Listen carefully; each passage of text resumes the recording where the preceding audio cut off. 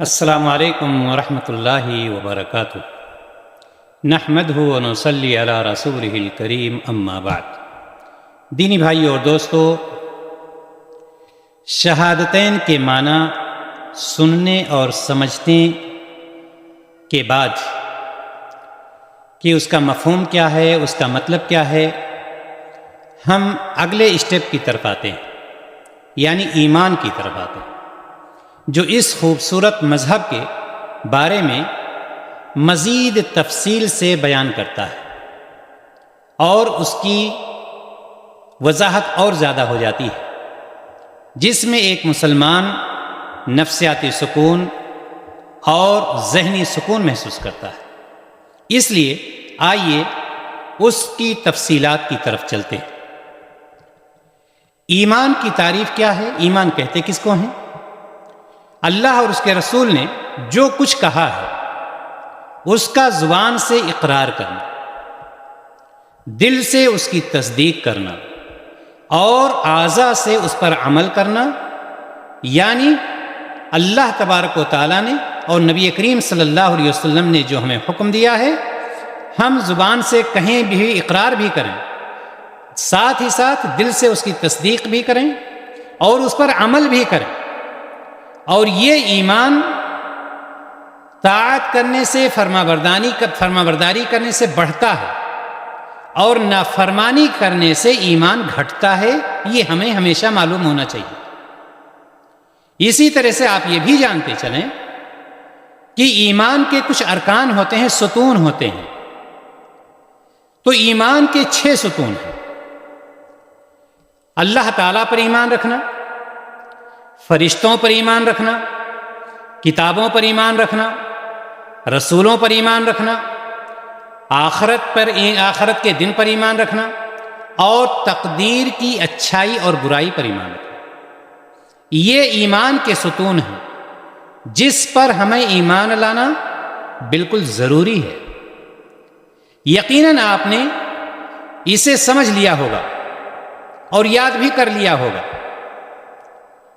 اگر ایسی بات ہے تو آئیے اب پہلے ستون کو جانتے ہیں ہم۔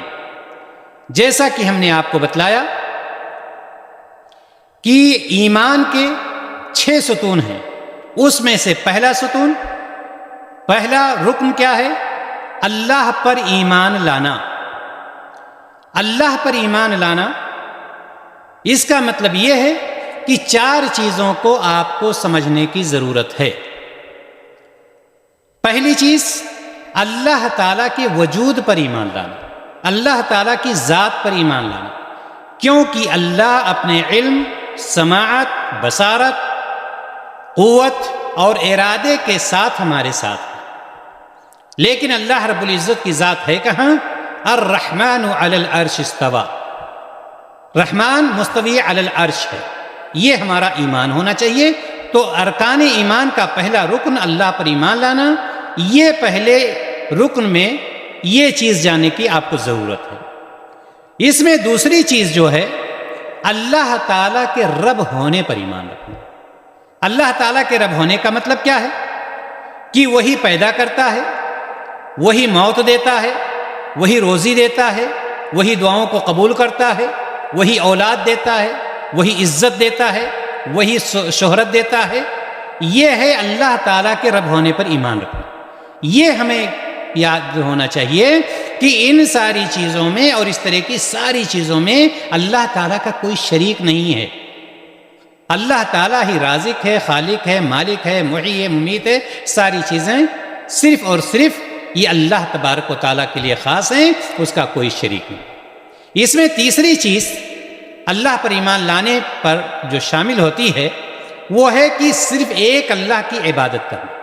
جب آپ نے یہ مان لیا کہ اللہ تعالیٰ ہی پیدا کرنے والا ہے، مارنے والا ہے، وغیرہ وغیرہ، تو آپ کو یہ بھی مان لینا چاہیے کہ ساری عبادتیں خاص ہیں کس کے لیے؟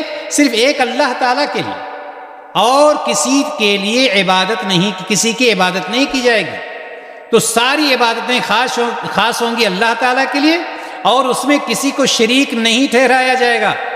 صرف اسی سے دعا کرنا ہے، اسی سے پناہ مانگنا ہے، اسی سے مدد مانگنا ہے، اسی سے اولاد مانگنا ہے، اسی سے شفا مانگنا ہے، ساری عبادتیں خاص ہو جائیں گی کس کے لیے؟